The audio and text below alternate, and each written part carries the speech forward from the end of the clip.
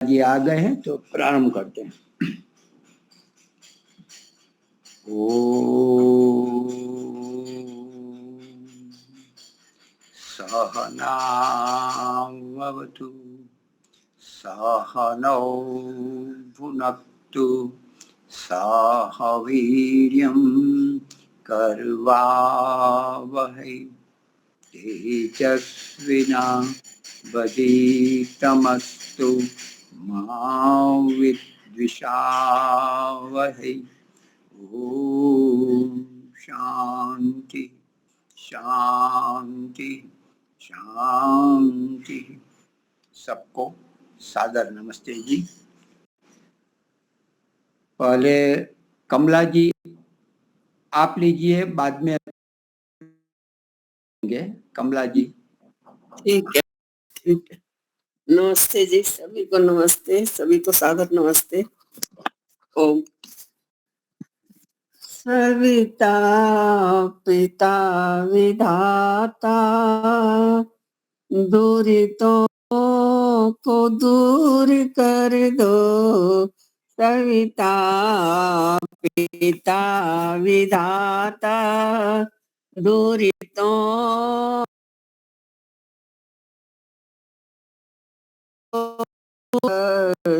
भाव अपने जीवन में मेरे भर दो।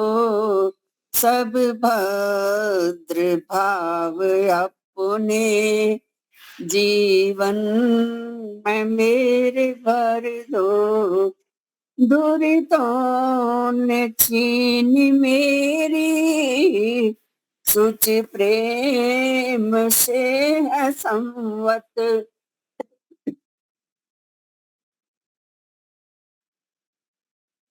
दुरितों ने छीन मेरी सुचि प्रेम से है संवत। सब योग क्षेम मेरा, सब योग क्षेम मेरा परिपूर्ण नाथ कर दो। सविता पिता विधाता दूरितों को दूर कर दो। शक्ति अतुल तुम्हारी, करुणा थी सबसे प्यारी। शक्ति अतुल तुम्हारी, करुणा थी सबसे प्यारी। ममता की निज सुगंधी मानस में मेरे भर दो। ममता की निज सुगंधी मानस में मेरे भर दो। सविता पिता विधाता दूरितों को दूर कर दो।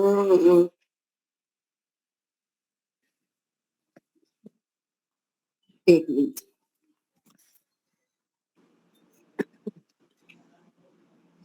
ठीक है जी, तो सुरस से भर दो, अब गोद में बिठा कर। वत्सल सुरस से भर दो। सविता पिता विधाता दूरितों को दूर कर दो। सर्वत्र संकटों में सच्चे सखा तुम्ही हो। सर्वत्र संकटों में सच्चे सखा तुम्ही हो। दुख द्वंद दूर करके, दुख द्वंद दूर करके शाश्वत अभय कवर दो। दुख दूर दूर करके शाश्वत अभय कवर दो। सविता पिता विधाता। बहुत बढ़िया। पारुल जी, आप एक ले लीजिए भजन, तब तक वक्ता को मैं प्रणाम। सर्वेभ्यो नमः। वैसे तो गुजराती भजन है, समझ में तो आ ही जाएगा, ईश्वर के लिए ही है। जब हम छोटे थे हमारे स्कूल में गाई जाती थी ये प्रार्थना, तो आज मुझे सुबह से ऐसा हुआ कि मैं शाम की क्लास ज्वाइन करूंगी तब यही प्रार्थना गाऊंगी। शायद से दीपालिका जी को तो आती ही होंगी, हम स्कूल में ये गाते थे। मंदिर तारू ईश्वर पाड़ो, सुंदर सर्जन हारा रे। मंदिर तारू ईश्वर पाड़ो, सुंदर सर्जन हारा रे। पળ पળ तारा दर्शन थाय, देखे देखण हारा रे। पળ पળ थारा दर्शन थाय, देखे देखण हारा रे। मंदिर तारू ईश्वर पाळो, सुंदर सर्जन हारा रे। नहीं पुजारी नहीं कोई लेवा, नहीं मंदिर नहीं तारा रे। नहीं पुजारी नहीं कोई लेवा, नहीं मंदिर नहीं तारा रे। नीले गगन माँ महिमा गाता, चांदो सूरज तारा रे। नीले गगन माँ महिमा गाता, चांदो सूरज तारा रे। मंदिर तारू ईश्वर पाळो, देखे देखण हारा रे। वर्णन करता शोभा तारी, था क्या कवि गण धीरा रे। वर्णन करता शोभा तारी, था क्या कवि गण धीरा रे। मंदिर मातु क्याय छुपायो, शोधे बाळ अधीरा रे। मंदिर मातु क्याय छुपायो, शोधे बाळ अधीरा रे। मंदिर तारू ईश्वर पाळो, सुंदर सर्जन हारा रे। पळ पळ तारा दर्शन थाय, देखे देखण हारा रे। सुंदर सर्जन हारा रे। सुंदर सर्जन हारा रे। सुंदर सर्जन हारा रे। ओम नमस्ते। बहुत धन्यवाद। सुंदर। अभी तक वक्ता नहीं आए हैं। मैंने फोन तो अभी किया है, फिर से करता हूँ।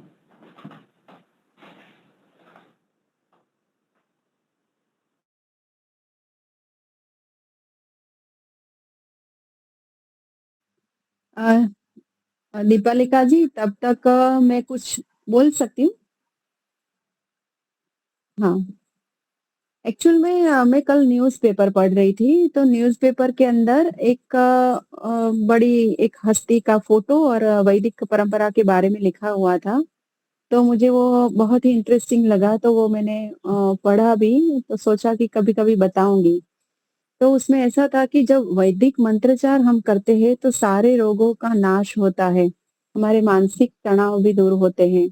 तो इसी तरह यही विषय को लेकर आपने अगर सुना होगा इंदिरा नूई का नाम, जो पेप्सिको के सीईओ हैं और उनकी एक सिस्टर है और शायद उनका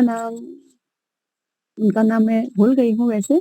अ, हाँ, अच्छा चंद्रा नूई, उनका नाम चंद्रा जी है। तो वो एक बड़ी-सी कंपनी की मालकिन है और वो भी एक बिज़नेसमैन है। पर उन्होंने वैदिक धर्म को के प्रचार-प्रसार के लिए बहुत सारा कार्य किया है और बहुत सारे मंत्र को ऑडियो और वीडियो रिकॉर्डिंग प्ले करके सबके समक्ष रखा है कि और उन्होंने ये भी बताया है कि वैदिक मंत्र से बहुत सारे लाभ होते हैं, जैसे सकारात्मक ऊर्जा होती है, हमारे रोगों का नाश होता है। फिर ये डेली रूटीन में हम मंत्र सुनेंगे या किसी को बोलेंगे भी, तो हमारे अच्छे पुण्य कर्म बनते हैं। तो किसी ने उनको पूछा कि आप तो ये कंपनी के बड़े बिज़नेसमैन हो, मालकिन हो और ये आपको करना क्यों अच्छा लगता है? तो बोले कि ये तो एक साइड हमारा बिज़नेस है, वो हम कर रहे हैं, बाकी रियल मेरा धर्म वैदिक धर्म है। तो मैं यही कहना चाहूँगी कि इतनी बड़ी हस्ती, इतने करोड़पति अबजों मिलियनर है जो बहुत संपत्ति के असेट्स के मालिक हैं और वो लोग ये वैदिक धर्म अपना रहे हैं और उनका प्रचार-प्रसार कर रहे हैं। उनको एक कोई अवार्ड भी मिला है सरकार की ओर से और इस बार नरेंद्र मोदी जी भी सोच रहे हैं कि उनको पद्मश्री का अवार्ड में दिया जाए, क्योंकि इतनी बड़ी इंडस्ट्री के मालिक और इतने बड़े पैमाने पर काम कर रहे हैं वैदिक परिवार के लिए। और बस यही कहना चाहूँगी, एक बार मैंने लेख शायद से मुनि जी को भी भेजा था, पेपर का कटिंग, तो अगर पढ़ा है और आपको याद है मुनि जी तो आप बता भी सकते हैं। तो मैं यही बोलूँगी कि भले ही हम कितने भी काम में उलझ गए हो, तो हमें जो कोई भी छोटा से छोटा मंत्र वैदिक धर्म का हमारा आता है, तो उनका बार-बार रटन करें, उच्चारण करें, तो हमें वो पॉज़िटिव एनर्जी प्राप्त होती ही है और वो ही एनर्जी हमें जीने का बल देती है। तथास्तु। धन्यवाद।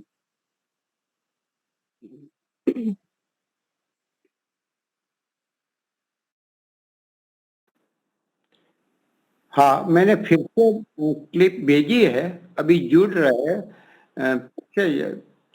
अभी आ जाएंगे। आ गए। जी जी, आपका स्वागत है। परिचय में तो विशेष तो वही बताएंगे। हमारे लाकरोड़ा दर्शन योग धाम में अभी कुछ 4-5 दिन के लिए यहाँ पधारे हुए थे। फिर यहाँ कुछ रुके, देखा और हमने स्वामीनारायण एक मंदिर जो वासनिया महादेव गांधीनगर के पास 10 किलोमीटर लगभग पास में है, तो वहाँ गए थे। तो अपना व्यायाम शिक्षक आदि भी है और भी सेवाएं आर्य समाज में वेद धर्म में देते। तो अपना परिचय देते हुए आप अपना वक्तव्य प्रारंभ करें। ओमकार जी आर्य, आचार्य ओमकार जी। जी, आप प्रारंभ कर सकते हो। जी।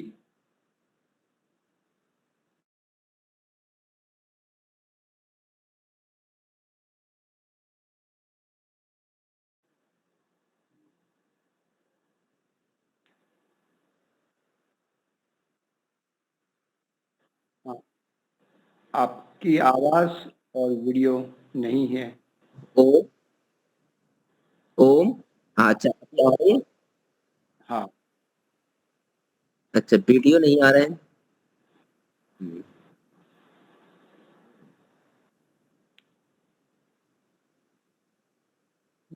नहीं आ रहा है। अच्छा, वीडियो इधर से तो जा रहा है। अभी देखो, अभी आ रहा है। नहीं। अच्छा, आवाज आ रही है कि? आज हाँ, तो वीडियो के लिए इधर से तो क्लियर हो रहा है, फिर क्या? चलो कोई बात नहीं। हाँ हाँ हाँ। हाँ, प्रारंभ कर सकते हो। जी। ओम। सबसे पहले मुनि जी को प्रणाम और सभी दर्शकों को सादर नमस्ते। अभी ज्यादा भूमिका ना बताते हुए हम सीधे अभी अपना एड्रेस बता ही दिया है मुनि जी ने। और बाकी अभी हम आसाम में नागालैंड में सनातन धर्म का प्रचार करते हैं, वहीं एमडीएच स्कूल में रहते हैं, धर्माचार्य हैं। तो इसमें जैसे कि जुड़ने के बाद में मुनि जी ने बताया कि हमें हमारा वक्तव्य रहेगा आर्य समाज के 10 नियमों पे, कि जो आर्य समाज के 10 नियम हैं वो स्वामी जी को क्या आवश्यकता पड़ी, किस लिए बनाए, तो उसके विषय में बोलेंगे। क्यों बनाए, उससे क्या लाभ है, इसमें क्या गूढ़ रहस्य है, क्या इसकी आर्य समाज के 10 नियमों से हम क्या क्या समझ सकते हैं। तो एक एक नियम पे हम विचार करेंगे। पहला नियम है सब सत्य विद्या और जो पदार्थ विद्या से जाने जाते हैं उन सब का आदि मूल परमेश्वर है। तो यहाँ पे जो सत्य विद्या पे हम विचार करते हैं, सत्य विद्या का मतलब है इस संसार में जितनी भी जो सत्य विद्याएं हैं, जैसे मैथमेटिक्स ले लो, फिजिक्स ले लो, केमिस्ट्री ले लो, बायोलॉजी ले लो, और ऐसे जितने भी और सब्जेक्ट हैं, वो ये सारे सत्य विद्या मतलब शाश्वत हैं। जब से ये अन्य जितने भी पदार्थ बने हैं तब से ये भी सारी विद्याएं बनी हैं। और जितने भी आर्ट और कुछ चीजें बनाने की जितनी भी कलाएं हैं वो भी सारी सत्य विद्याएं हैं। ये सारी सत्य विद्याएं और जो पदार्थ विद्याएं, जिससे कि ये कपड़े हैं, मकान है, गाड़ी है, मोबाइल है, ये सारे बनाने की जो विद्याएं हैं, जो कलाएं हैं, जो नॉलेज है, ज्ञान है, ये इन सारे सत्य विद्या और पदार्थ विद्याओं का जो मूल है, जो आधार है, वो ईश्वर से जुड़ा हुआ है। उन सबका निमित्त कारण ईश्वर है। कैसे, तो हम विचार करते हैं। जैसे एक फोन को ले लो, एक फोन का जो मटेरियल है वो प्रकृति से बना है, और जो प्रकृति है वो सत्य रज तम से बनी है। सत्य रज तम को ही प्रकृति कहते हैं। और जो सत्य रज तम है उनका जो निमित्त कारण है वो ईश्वर है। तो अब इसको हम थोड़ा सा और खोल के देखते हैं कि हाँ, स्वामी जी ने इसमें और क्या कहा। तो जितने भी हमारे ज्ञान विज्ञान की जितने भी जो स्रोत हैं वो सत्य विद्या में आते हैं। हमारी बुद्धि है, हमारा मन है, हमारा अहंकार है, ये सब सत्य विद्या है। अब इन मन बुद्धि अहंकार से जो हम पदार्थ बनाते हैं, जो भी संसार में करते हैं, जो पदार्थों का निर्माण करते हैं, वो सब पदार्थ विद्या में आते हैं। और ये सत्य विद्याएं और पदार्थ विद्याएं, इन सब का जो आधार है, जो इनका निमित्त कारण है, वो ईश्वर है। इस भाव से स्वामी जी ने बोला। कारण क्या था बोलने का? तो हर चीज का कोई ना कोई कारण होता है। कुछ बनता है संसार में तो उसका कोई कुछ ना कुछ कारण होता है। तो अब इतनी सी जो बात है वो एक नियम में स्वामी जी ने बता दी। अब वैसे हम जानेंगे अनेक पदार्थ, अनेक सब्जेक्ट विषय हैं, अब उन पे विचार करेंगे ये कैसे बनते हैं, क्या कारण है, क्यों बने हैं, किस लिए बनाए हैं, किसने बनाए हैं। तो इसमें बहुत विस्तार में हमें जाना पड़ेगा। अब स्वामी जी ने उस विस्तार में ना जाते हुए उसको संक्षिप्त में बहुत थोड़े शब्दों में बता दिया कि जो भी संसार में है, या तो दो चीजें हैं, या तो सत्य विद्या है और या विद्या से बने हुए पदार्थ हैं। दो ही चीजें हैं। कोई अब इसमें आप लोग भी अपने समझ के अनुसार रख सकते हो। किसी को इसमें कुछ बोलना हो कि कुछ तीसरा कुछ लगता है आपको पदार्थ विद्या से अतिरिक्त या सत्य विद्या से कोई तीसरा आपको द्रव्य कुछ लगता हो तो आप सभी बता सकते हैं। सभी दर्शक साधकगण बता सकते हैं कुछ लगता हो तीसरा कोई द्रव्य। नहीं है ना? हाँ, अच्छा, अभी हमारा जब हमारा चित्र आया कि नहीं आया?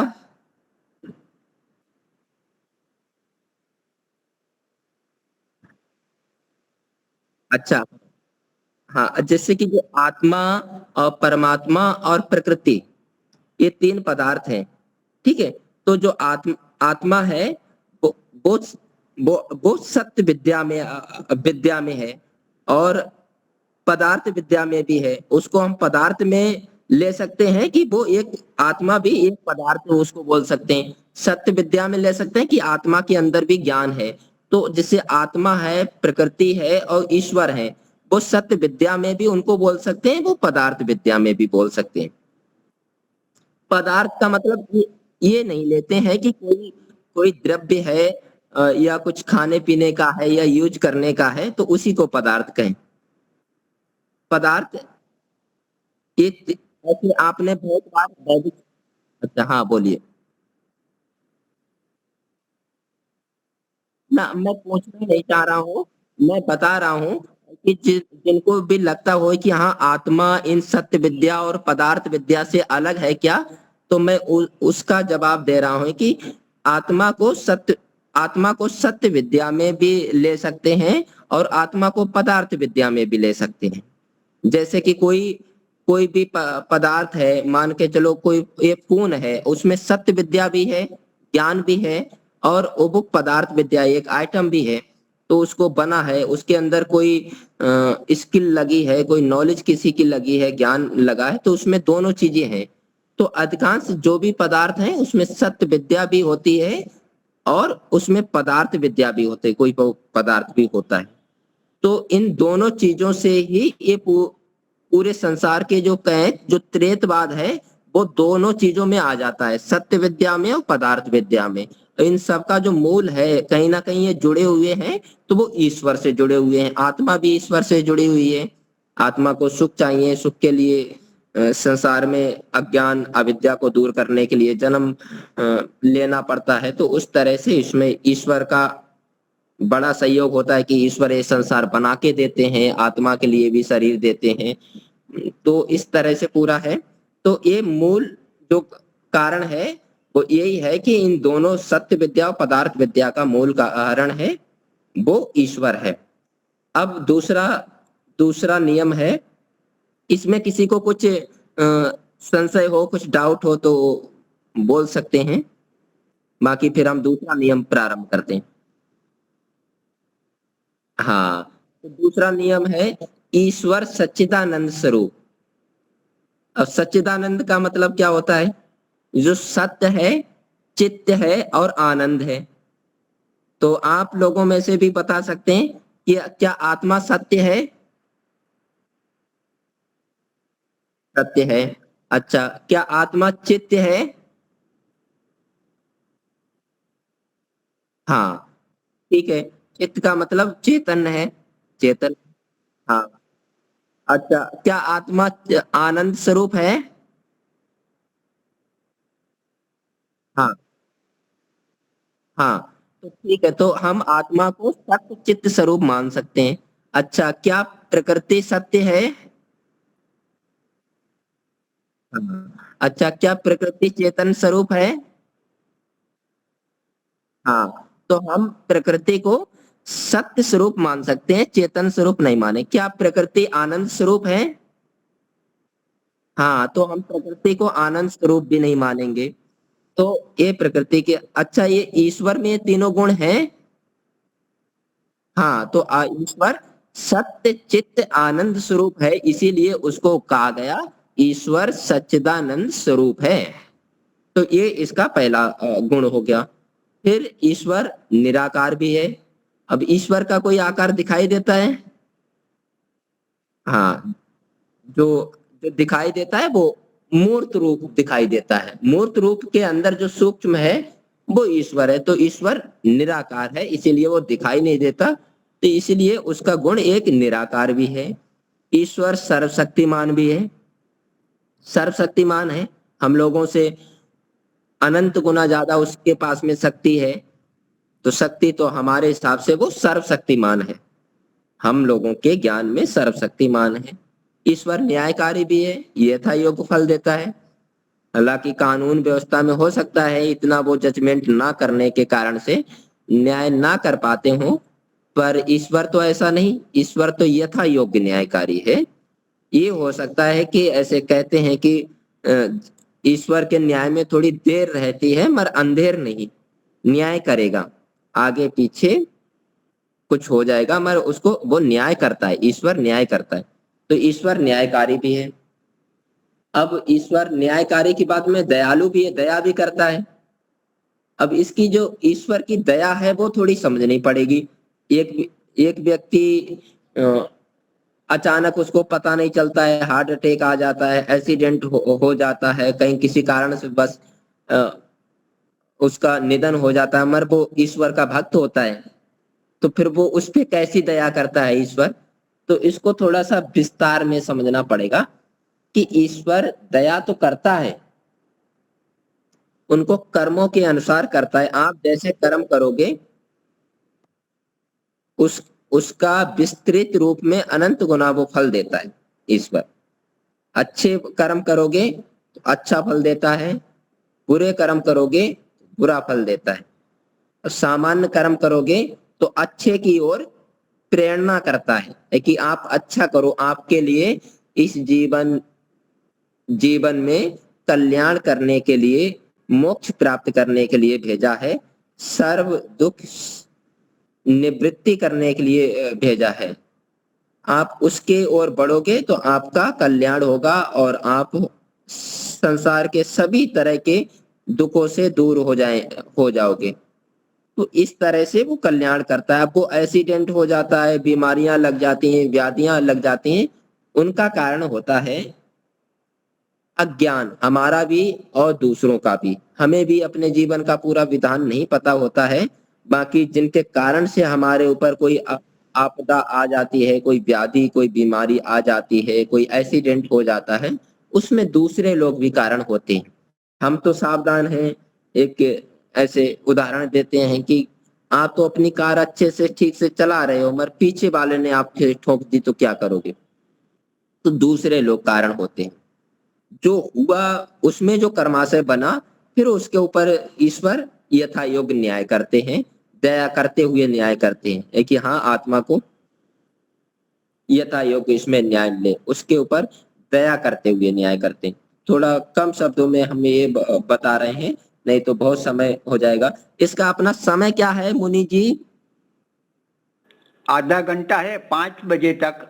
आप अपना जितना भी दो केवल हो नियम तो भी चलेगा। अच्छा, तो मतलब इसको थोड़ा सा और विस्तार में समझाएं या इसी तरह से बात करें, चर्चा करें? जरूर लगे तो विस्तार से भी समझा सकते हो। हाँ हाँ, तो मैं इसमें जो भी और जितने भी साधक गण जुड़े हुए हैं, तो उनको किसी को भी कोई लगता, कुछ संशय लगे, कुछ इसमें डाउट लगे, तो वो हाथ उठा सकते हैं और पूछ सकते हैं। साथ साथ में पूछेंगे तो फिर वो समाधान होता रहेगा, तो ठीक से समझ में आए। क्योंकि इन सब का तात्पर्य यही है कि हमारे वो बात समझ में आए, जिससे कि हम दूसरों को समझा सके। एक अपने आर्य समाज में ऐसा रहता है कि हमें विद्या केवल अपने लिए नहीं पढ़नी, जो पढ़ा है वो इस तरह से पढ़ लो कि आप दूसरे को भी वो पढ़ा सको, उस पे चर्चा कर सको। कोई अगर तर्क करता है तो उसका आप उस पे आप टिप्पणी कर सको, उसका समाधान कर सको यथा योग। तो इस तरह से आप अपना हाथ उठा के और बोल सकते हैं। कहीं पर भी कुछ संशय लगता है या कुछ लगती है, कोई त्रुटि लगती है, तो उस पे भी आप बोल सकते हो। तो अब अगले हम पढ़ते हैं, अजन्मा है। ईश्वर अजन्मा है, जन्म नहीं लेता। अब बहुत लोग ऐसा मानते हैं, अभी पौराणिक जगत में यही मान्यता है कि कोई बड़ा राक्षस या बड़ा असुर जब आ जाता है धरती पे, तो उसको मारने के लिए ईश्वर को जन्म लेना पड़ता है, या ईश्वर भगवान के रूप में, महापुरुषों के रूप में जन्म लेते हैं। तो ऐसे अपने आर्य जगत में बोलते हैं कि पूरे ब्रह्मांड को बनाने के लिए ईश्वर को जन्म नहीं लेना पड़ता है। जिस असुर को उन्होंने जन्म दिया, तो उसको जन्म देने के लिए जब उनको जन्म नहीं, अवतार नहीं लेना पड़ता है, तो उसको मारने के लिए क्या अवतार लेना पड़ेगा? एक मकान को बनाते हैं जिसको बनाने में ज्यादा तकलीफ होती है, बाकी उसको बिगाड़ने में तो और सरलता रहती है। तो इस हिसाब से समझना चाहिए किसी भी चीज को संसार में उसको ज्यादा बनाने में ज्यादा पुरुषार्थ, मेहनत, शक्ति, ज्ञान की आवश्यकता होती है, ना कि उसको बिगाड़ने में। तो संसार की बड़ी सी बड़ी सूर्य, चंद्रमा जैसे ग्रह, नवग्रह नष्ट करने में ईश्वर को जन्म नहीं लेना पड़ता है। पूरी पृथ्वी की, पूरे दृश्य जगत की कहें, पूरे यूनिवर्सल की प्रलय करने में जन्म नहीं लेना पड़ता है। तो एक सामान्य असुर राक्षस जिसके 2 हाथ 2 पैर हैं, तो उसको मारने में क्या जन्म लेना पड़ेगा? तो ऐसे हम सामान्य तरह से समझ सकते हैं। ऐसे किसी भी, कोई ऐसे तो इतने बलवान कोई शरीर हो नहीं सकते कि हाँ ईश्वर को जन्म लेना पड़े। बाकी जो सामान्य एक कैटेगरी है कि मनुष्य से 4 गुना ज्यादा दूसरा असुर में बल आ सकता है, शारीरिक बल हो सकता है, वो भी मानसिक नहीं, शारीरिक बल हो सकता है। तो वो उसके लिए मनुष्य ही कुछ ऐसे महामनुष्य बन जाते हैं, जैसे आज भी हैं कुछ सामान्य मनुष्य, कुछ विशेष हैं। एक कानून व्यवस्था भी है कि उसके तहत दंड दे दिया जाएगा असुरों को। तो इसके लिए कोई भी जन्म नहीं लेना पड़ता है, इसीलिए उसको अजन्मा कहते हैं। ईश्वर अजन्मा है, अनंत है। अब अनंत का मतलब अनंत नहीं है कि अनेक नहीं है। कहते हैं ना कि ये तो अनंत है, तो अनंत का मतलब हर जगह है, अत्र तत्र सर्वत्र। यहाँ भी है, हम दूसरे महाद्वीप पे जाएंगे वहां भी है, दूसरे ग्रह पे जाएंगे वहां भी है, हर जगह है। उसकी सूक्ष्म उपस्थिति है, सूक्ष्म उपस्थिति में ईश्वर हर जगह रहते हैं। तो इसीलिए उनको अनंत, निर्विकार है। ईश्वर में कोई विकार नहीं है। विकार, विकार किसके कारण से आते हैं? अविद्या के कारण से, अज्ञान के कारण से। और ईश्वर तो ज्ञान युक्त है, अज्ञान है ही नहीं ईश्वर में, तो फिर विकार उसमें आएंगे ही नहीं। तो ईश्वर में कोई विकार नहीं है। फिर ईश्वर अनादि है, हमेशा रहने वाला है। ऐसा नहीं कि हाँ आदि से है, अभी तक है और अगले नहीं रहेगा, तो ऐसा भी नहीं है। तो ईश्वर हमेशा रहने वाला है और एकदम ऐसे ही रहेगा, अनादि, अनुपम है, एक व्यापक है। मतलब एक सामान्य किसी की उपस्थिति होती है, एक व्यापक तरह से बड़ी उपस्थिति है, अनुपम है, अपार, जिसको कहते हैं अपार है। किसी की कहते हैं इसकी तो अपरंपार लीला है, तो ऐसे ऐसे शब्द को कहते हैं वो अनुपम है। सर्वाधार है, वह सर्वाधार मतलब सभी गुणों से संपूर्ण है, सभी तरह के उसमें गुण है। सत्यात प्रकाश के पहले समोल्लास में ईश्वर के सैकड़ों गुण बताए गए हैं, तो ऐसे उसमें अनेक गुण हैं। सर्वेश्वर है, सबसे ऊपर है, सभी ऐश्वर्यों से ऊपर है, इसीलिए उसको सर्वेश्वर कहते हैं। सभी, हम जैसे लोगों के लिए कुछ सीमित मात्रा में ऐश्वर्य रहता है, वो सुख रहता है, मगर वो इन सुख से, जो सुख रूपी ऐश्वर्य है उससे ऊपर है, इसीलिए उसको सर्वेश्वर कहते हैं। सर्वव्यापक है, हर जगह, हर चीज, पदार्थ के अंदर भी है, बाहर भी है। जैसे कि हम हैं, हम आत्मा एक देशी हैं, तो एक ही जगह पे रह सकते हैं, इस शरीर में भी एक जगह पे रह सकते हैं। ऐसे हमारी उपस्थिति तो पूरे शरीर में रहती है, पर एक ही जगह पे, एक ही स्थान रहता है। ऐसा नहीं अभी हम हाथ में हैं तो हृदय पे भी हमारी उपस्थिति हो, हम हाथ से ही वो हृदय को चला रहे होते हैं, बाकी शरीर में ही रहते हैं, हृदय से ही पूरे शरीर को चला रहे होते हैं। तो इस तरह से ईश्वर नहीं है। ईश्वर सर्वव्यापक होने के कारण से, हर उसकी सूक्ष्म उपस्थिति होने के कारण से वह हर पदार्थ के बाहर भी रहता है और भीतर भी रहता है। पर हम, ऐसा होता है कि हम एक जैसी होने के कारण से किसी पदार्थ के अंदर हैं तो बाहर नहीं हो सकते, पर ईश्वर हर पदार्थ के अंदर भी रहता है और बाहर भी रहता है। सर्वांतर्यामी है, वह अंतर्यामी है। आप ध्यान में देखेंगे तब भी आपको ईश्वर का अनुभव होगा और आंखें खोल के देखेंगे तब भी आपको ईश्वर की हर पदार्थ में अनुभूति होंगी। तो अंदर भी है वो बाहर भी है, इसीलिए वो अंतर्यामी है, अजर है। कोई चीज उसको किसी से कोई काटा नहीं जा सकता है, नष्ट नहीं किया जा सकता है, अजर है, उसको मार नहीं सकते, नष्ट नहीं कर सकते, अमर है, वह कभी मरेगा नहीं, नष्ट नहीं होगा।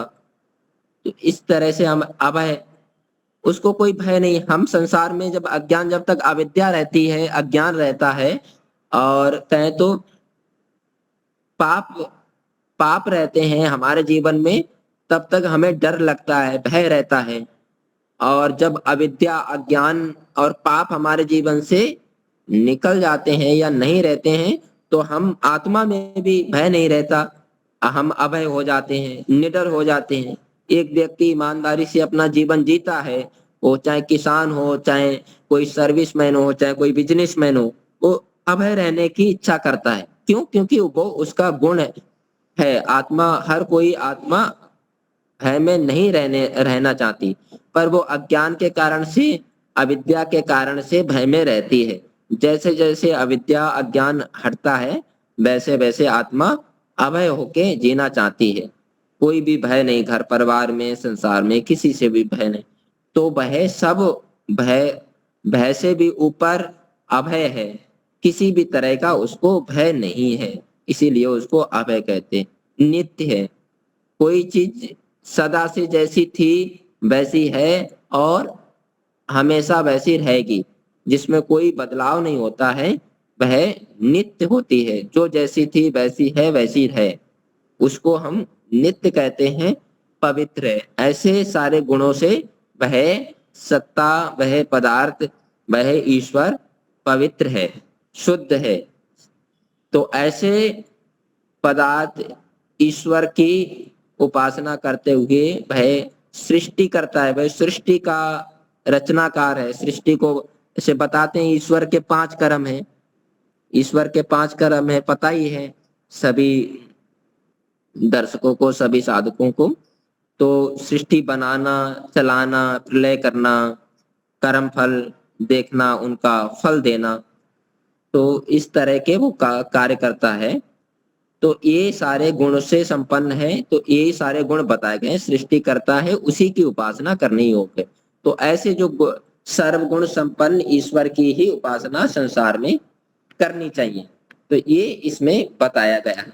अगला हमारा, इसमें कुछ किसी को कुछ पूछना है, कोई संशय, कोई डाउट हो तो वो बोल सकते हैं।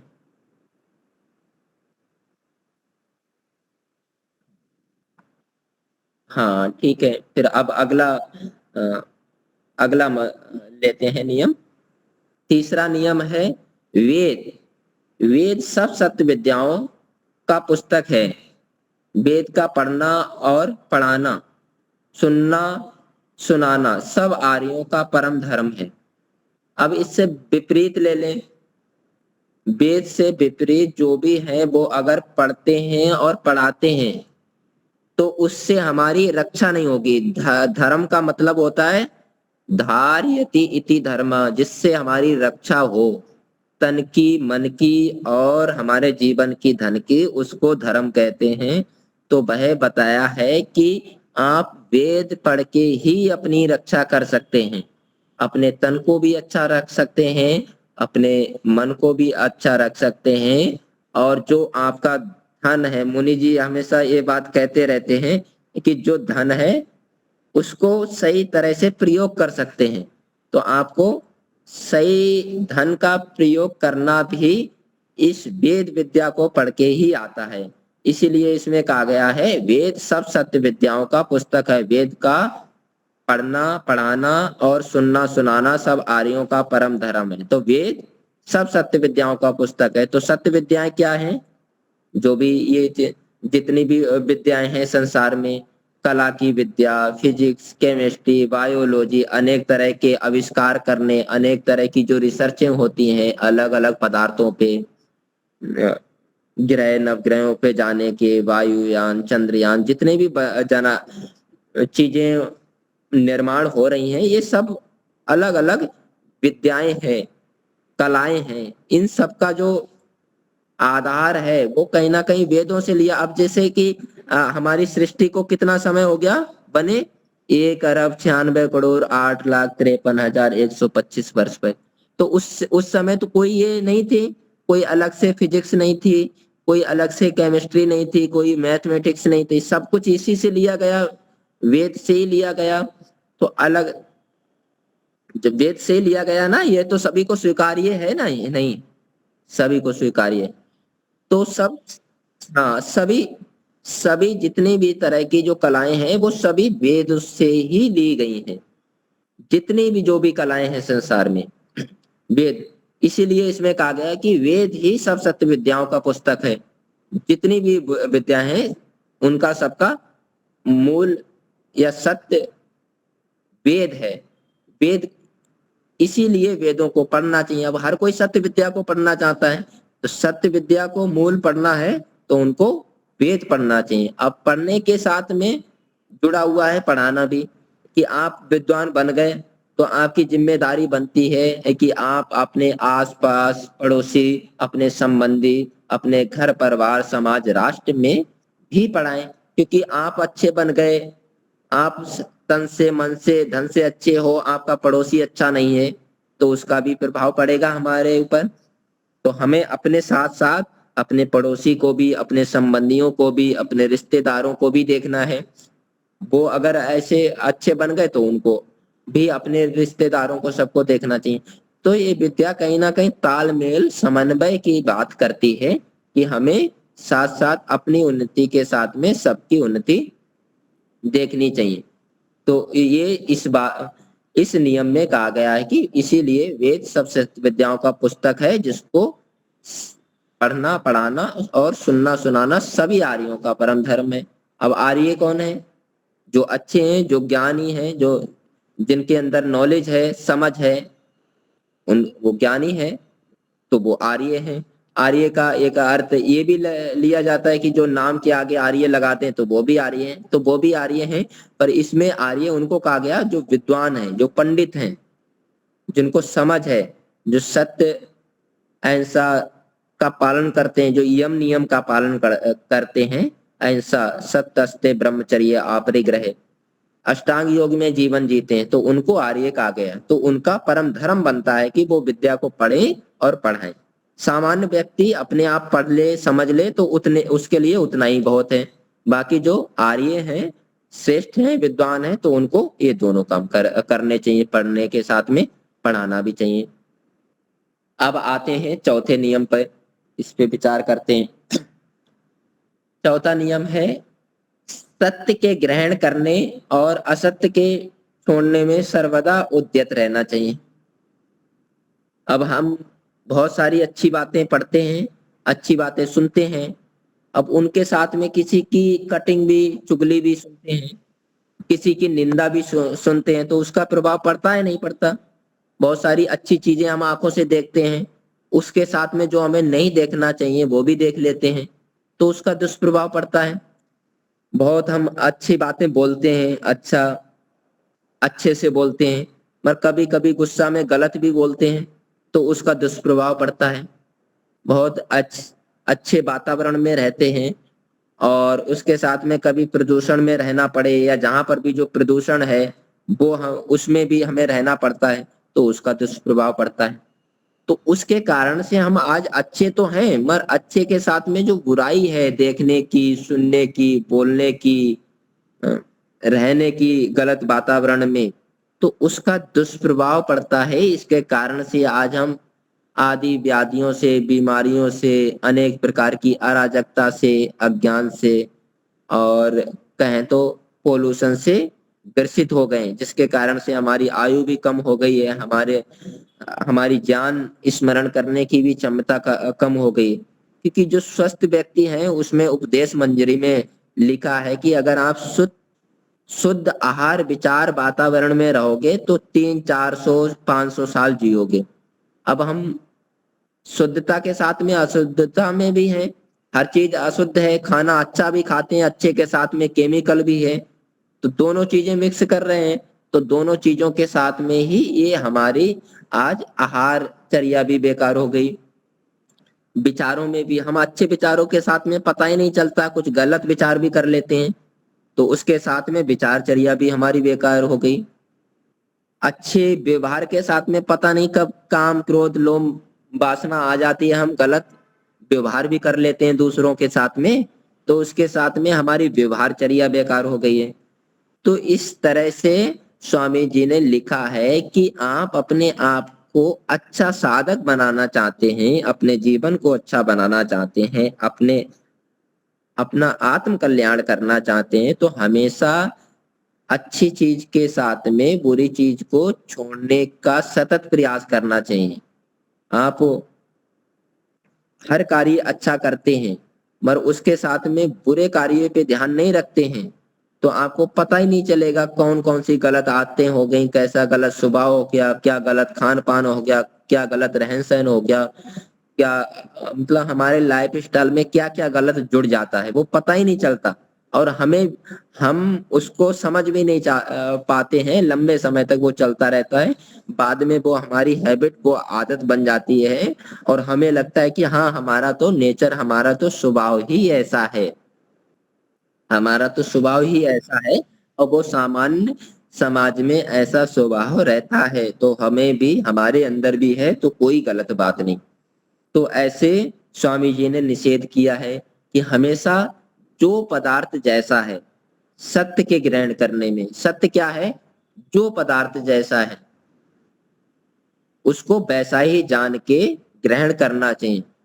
हमें, हमारा शरीर है वो साधन है, तो उसको साधन ही मान के उसको प्रयोग करना चाहिए, ना कि उसको सुख की अपेक्षा से कि हाँ शरीर से हमें कोई सुख लेना है, खाने पीने का, जीने का, वो हम मानते ही हैं, सभी लोग मानते हैं कम ज्यादा। तो ये सब स्वामी जी ने मना किया है कि ऐसा नहीं मानना चाहिए।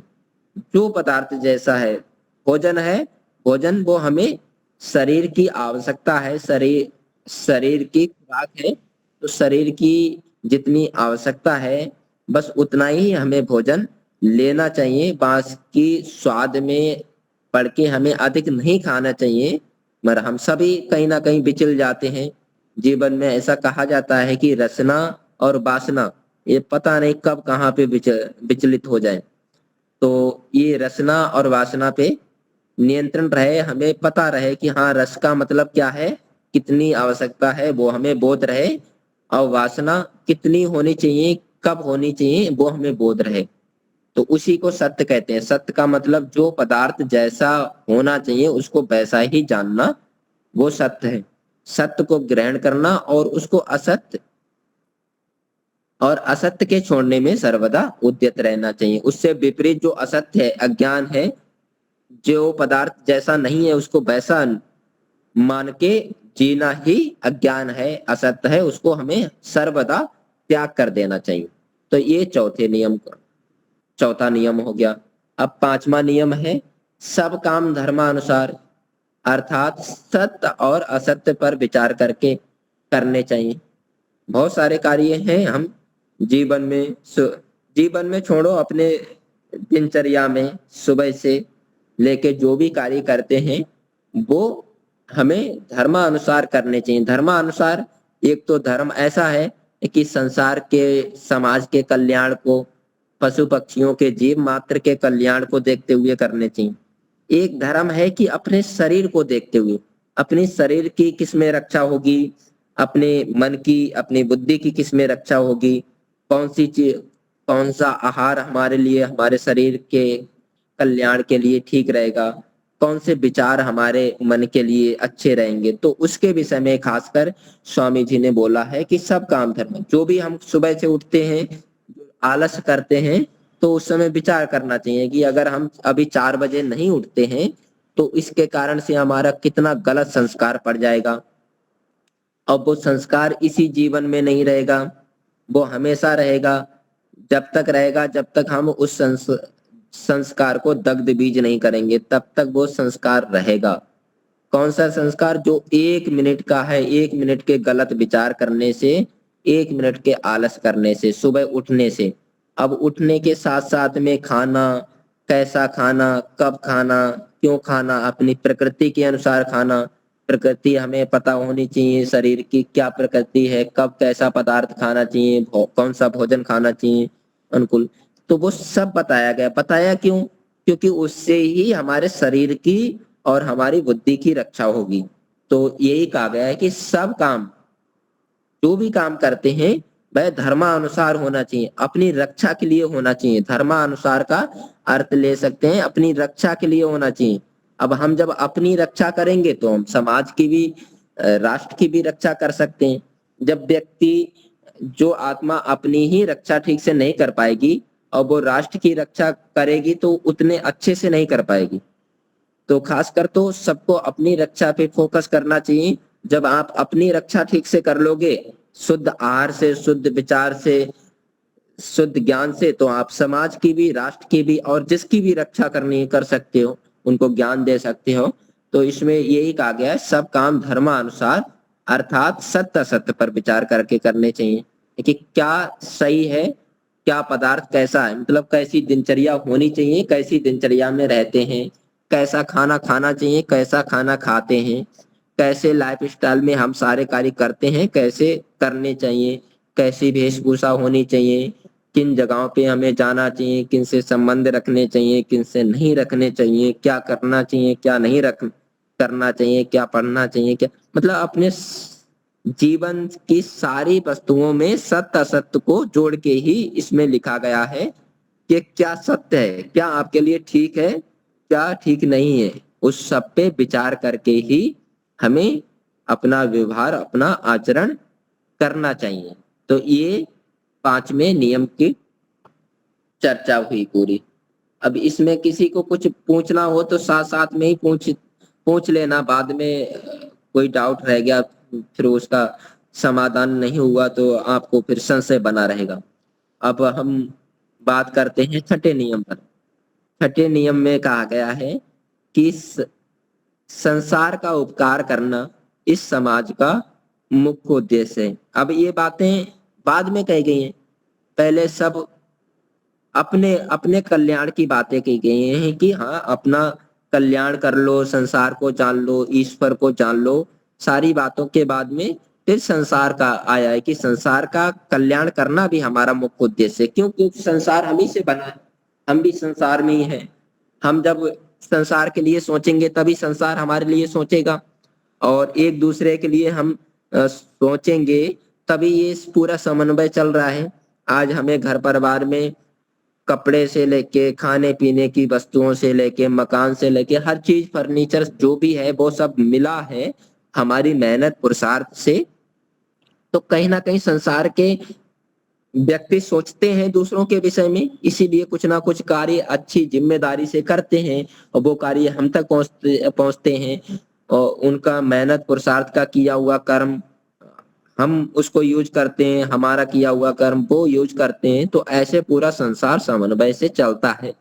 कब चलेगा? जब आप संसार के कल्याण की भावना रखेंगे। तो ये भावनाएं जब ही सार्थक होंगी जब वो पीछे के हैं कि आप जब अपना खुद का स्ट्रक्चर ठीक कर लेंगे, अपना आहार विचार, अपना जीवन, अपने आप को सुदृढ़ अच्छा बना लेंगे, तब ही आप संसार का कल्याण कर सकते हैं। तो ये बातें उन्हीं लोगों के लिए घटित होती हैं जो पहले अपने आप को अच्छा बना लें। अब नहीं बनाएंगे फिर आप संसार को अच्छा बनाने का प्रयास करेंगे तो बनाएंगे।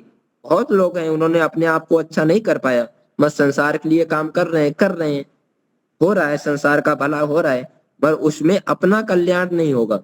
स्वामी जी ने हर एक नियम में पहले अपने कल्याण को देखते हुए ही हर नियम लिखा है, बोला है कि हर आत्मा को अपना ध्येय, अपना कल्याण करते हुए ही समाज का और राष्ट्र का कल्याण करने में सतत प्रयास करना चाहिए। तो इसमें संसार का उपकार करना इस समाज का मुख्य उद्देश्य है, अर्थात शारीरिक, आत्मिक और सामाजिक उन्नति करना। शारीरिक उन्नति करें हम पहले, आत्मिक अपने आप को ज्ञानी बनाएं, अपने आप को जाने, आत्मा परमात्मा प्रकृति को ठीक ठीक से जाने कि शरीर में क्या, आत्मा क्या है और इसमें परमात्मा कैसे है, कैसे परमात्मा की हमारे जीवन में क्या भूमिका रहती है, कैसे हमारा साथ देता है, वो सब जाने। और प्रकृति से हमें क्या क्या मिला है, ऐसे स्वामी जी बताते हैं, स्वामी विवेकानंद जी, कि हमारा जो जीवन है 100% में 90% तो ईश्वर का है, ईश्वर की भागीदारी है, 5% प्रकृति की है, 1% माता की, 1% पिता की, 1% दूसरे समाज की लोगों की, 1% गुरु जी की, और 1% अपने स्वयं की रहती है। तो बस ऐसा ही समझना चाहिए। ऐसा व्यक्ति सोचेगा तो उसको, चाहे वो करोड़पति हो जाए, चाहे वो अरबपति हो जाए, उसको कभी घमंड नहीं होगा। उसको लगेगा कि भाई मैं आत्मा ही हूँ और हमें जो कुछ मिला है वो परमात्मा की देन है, परमात्मा के ही अनुसार हमें मिला है। प्रकृति की, संसार की, मतलब 99% दूसरों की ही भागीदारी है, अपना तो केवल 1% है। जो भी हम करते हैं तन मन धन से, वो सब 1% ही है, ज्यादा नहीं है। तो हमें यही भाव रखना चाहिए। ये भाव जो रखेगा वो हमेशा तन से मन से अच्छा रहेगा और धन का भी सही प्रयोग करेगा। उसके अंदर कोई घमंड अहंकार नहीं बनेगा, ये भाव उसके बन जाएंगे। तो ये बात इसमें बोली गई है कि संसार का उपकार करना, पर उससे पहले शारीरिक, आत्मिक और सामाजिक उन्नति करना। पहले शरीर की उन्नति करना, आत्मा की उन्नति करना, फिर सामाजिक उन्नति करना। समाज में लोग जो अपनी उन्नति ठीक से नहीं करते, वो समाज में जाते हैं तो फिर विचलित हो जाते हैं। बहुत सारे राजनेता देखो, वो ठीक से अपने आप को उन्होंने अच्छा नहीं बनाया, अब उनको समाज की सेवा करने का काम मिलता है तो फिर विचलित हो जाते हैं, मनमानी करते हैं, सही ढंग से नहीं करते। तो क्योंकि उन्होंने आत्मिक उन्नति नहीं की, शारीरिक उन्नति नहीं की। तो इसमें मुख्य बातें बताई हैं कि कब व्यक्ति समाज की ठीक से उन्नति कर सकता है। उसके लिए हमें शारीरिक और आत्मिक उन्नति की सतत आवश्यकता है। तो आज का समय तो अभी पूरा हुआ है, हमारे अभी 4 नियम बचे हैं, कभी और चर्चा करेंगे। और अभी मुनि जी कुछ बोलेंगे। मुनि जी। जी जी। ओम। अच्छा, हाँ, क्या आदेश है आपका, बताओ। समय तो पूरा हो गया है। समय पूरा तो भविष्य में आपको याद करेंगे, जब भी ऐसा आकस्मिक समय हो या तो योजना से भी आगे हम चलेंगे तो जरूर आप हमारे यहाँ ऑनलाइन में आप जरूर पधारें। आप कहीं भी हो, आ सकते हो, तो आपका स्वागत है। बहुत बहुत धन्यवाद, आपने बहुत अच्छी तरह से 6 नियम समझाए। ठीक है, खूब धन्यवाद। धन्यवाद आपका भी बहुत। तो शांति पाठ के लिए यदि हमारे शंकर जी उपस्थित हो तो वो प्रारंभ करें शांति पाठ। और जय गुरु। आवाज जा रही है मुनि जी? उपस्थित मैं हूँ क्लास में। हाँ जी, आपकी आवाज बिल्कुल ठीक आ हमारी रही है। हाजिरी गिनी जाए। शांति पाठ पहले होगा, शांति पाठ से इसके बाद जय घोष। ओम ध्यो शांति अंतरिक्षम शांति पृथ्वी शांतिरापः शांतिरोषधयः शांतिर वनस्पतयः शांतिर्विश्वे देवा शांतिर्ब्रह्म शांतिः सर्वं शांतिः शांतिरेव शांतिः सामा शांतिरेधि। ओम शांति शांति शांति। जय घोष। जो बोले सो अभय। सत्य सनातन वैदिक धर्म की जय। मर्यादा पुरुषोत्तम भगवान राम की जय। योगराज भगवान कृष्ण की जय हो। जय हो। व्याकरण सुर गुरु विरजानंद की जय हो। युग प्रवर्तक महर्षि दयानंद सरस्वती की जय हो। भारत माता की जय हो। गौ माता की पालन करें। देश के अमर शहीदों की जय हो। वेद की ज्योति जलती रहेगी। ओम का झंडा ऊंचा रहेगा। आर्य समाज अमर रहेगा। सत्यार्थ प्रकाश अमर रहेगा। प्रणव ध्वनि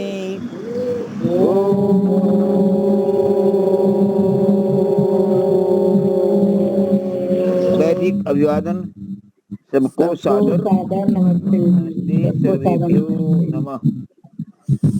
मुंबई में महासम्मेलन आर्यों का है, तो हमारे वक्ता ओमकार जी, मैं हूँ, साथ में उदय जी है, योगेश्वरी माता जी भी बड़ौदा से, वो भी आएंगे, और भी आना चाहिए, जाना चाहिए। क्या होगा, व्यवस्था बढ़िया होनी चाहिए और कर भी रहे। तो आप सभी आइए, और ऑनलाइन भी हमारी कक्षा चालू रहेगी, वहाँ भी जो ऑनलाइन में भी आप वहाँ घर बैठे भी आप सुन सकते हो। ये प्रोग्राम बहुत बड़ा है, तो सभी अपने आचार्य प्रिय जी का भी प्रातः काल है, अन्य स्वामी विवेक